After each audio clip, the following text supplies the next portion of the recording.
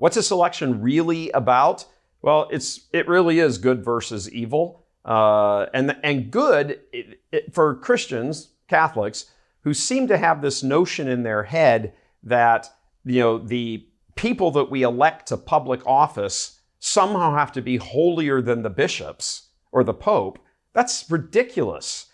We should be cheering that somebody like a Trump or a Tulsi Gabbard or an RFK, who are wrong on many moral issues. They are. Abortion, same-sex marriage, blah, blah, blah, blah. They're wrong on those issues.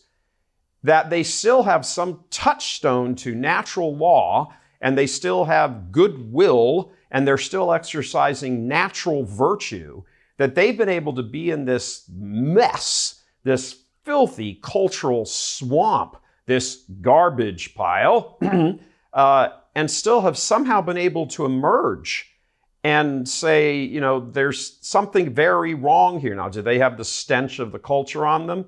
Well, of course they do. They came out of the culture. What do you imagine is going to happen? So, I'm sorry, I can smell the culture on them, so I'm not going to vote for them. I'm not going to support them. Well, then you're going to rue the day when your family has to pay the price for communism winning.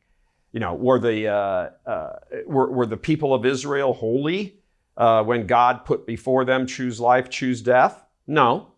At that moment, they chose correctly. But it's not like they were these puritanical, everything was perfect. They're in their white robes, shining in glory. They're standing in the middle of a desert, essentially escaping a life of 400 years of slavery. And they brought a lot of that stuff with them. You just don't make a flip and become this, saint. Now, do you want people to become saints? Yeah, but you got to start somewhere.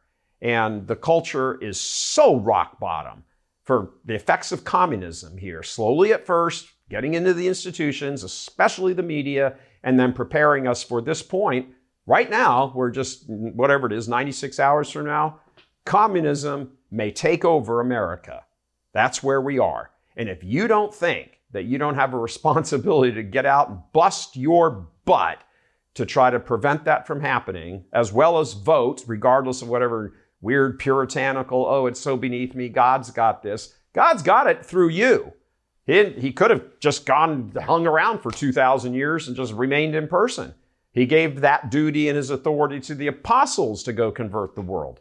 So this idea that we're somehow distant and don't have to be involved in any of this, that is, I don't know where you got that theological poison in your head. Or maybe it's some massive degree of pride that you have. It's not true.